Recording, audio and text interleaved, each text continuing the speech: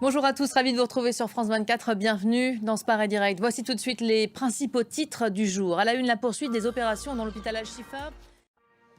Et peut-être de nouvelles avancées à attendre aujourd'hui dans les négociations en vue d'obtenir une trêve à Gaza. En attendant, dans les territoires, l'attente se fait longue et la famine est en train de s'imposer comme l'un des principaux sujets. Voilà la question de la famine qu'on développera aujourd'hui avec notre invité du jour. En attendant, le chef de la diplomatie américaine a donc entamé sa 6e tournée au Moyen-Orient depuis le début de la guerre.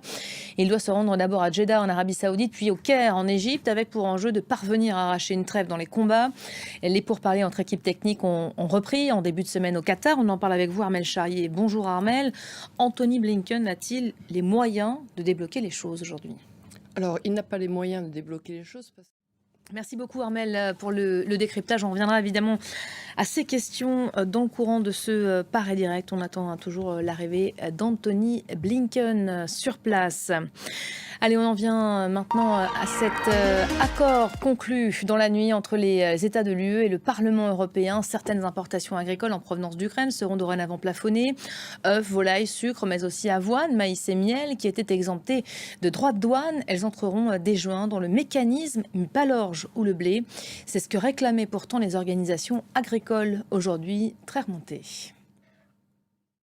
Voilà, on parle des Polonais. La colère, vous allez le voir, est loin d'être éteinte. Les agriculteurs polonais, malgré ce dernier accord, restent effectivement mobilisés. Ils poursuivent leurs opérations de blocage.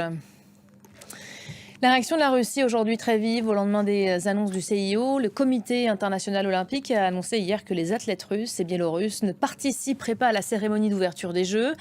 La Russie, depuis, dénonce ce choix, accusant le CIO de basculer dans le néonazisme. Le Kremlin reproche aussi au comité d'intimider les sportifs voulant aller aux Jeux de l'amitié organisés par Moscou. Un rendez-vous prévu pour septembre prochain. Laura Cambo et Alexandra Quareni. Nous sommes le mercredi 20 mars, ça y est, c'est le début du printemps. Au coup d'envoi a été donné ce matin. Journée mondiale du bonheur également. À cette occasion, un rapport a été dévoilé sur les pays les plus heureux au monde pour la 7e année consécutive. La Finlande arrive en tête des pays les plus heureux au monde, selon ce rapport parrainé par l'ONU. D'autres pays nordiques complètent le top 4, le Danemark, l'Islande et la Suède.